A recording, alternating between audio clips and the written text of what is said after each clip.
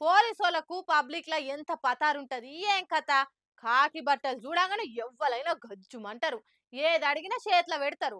అగో గీ లాగం దొరికించుకొని దొంగోలు కూడా బాగానే చెలరేగిపోతుండ్రు. కాకి బట్టలు వేసుకుంటే దొంగ పనులు అల్కగైపోతాయని ఎట్లా బరిదెగించిండ్రో చూడుర్రి. ఇది కరీంనగర్ లో ఉన్న శాస్త్రి రోడ్డు. ఈడొకడు ట్రాఫిక్ కానిస్టేబుల్ డ్రెస్ వేసుకొని రోడ్డు మీద నిలబడ్డాడు కదా.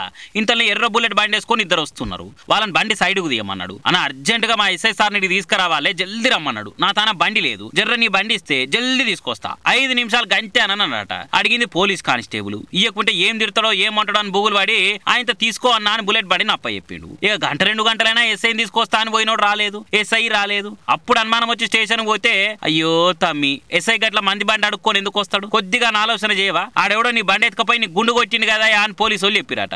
ఏమున్నది కేసు రాసుకొని సీసీ కెమెరాలో చూసి దొంగను జాడ దొరకబట్టే పనులు ఉన్నారట. ఇలా కానిస్టేబుల్ బట్టలు వచ్చి బండి కొట్టేసుకొని పోయిండ్రంటే ఎంత కంత్రిగాడు ఉన్నాడు వాడు, ఏం కథ. ఓ పోలీస్ సార్లు, సొసైటీ మీ బట్టలకున్న పవర్ ను కొంతమంది ఫాల్తుగాలు ఖరాబు చేస్తున్నారు, జర గట్టిగా అరుచుకోర్రి.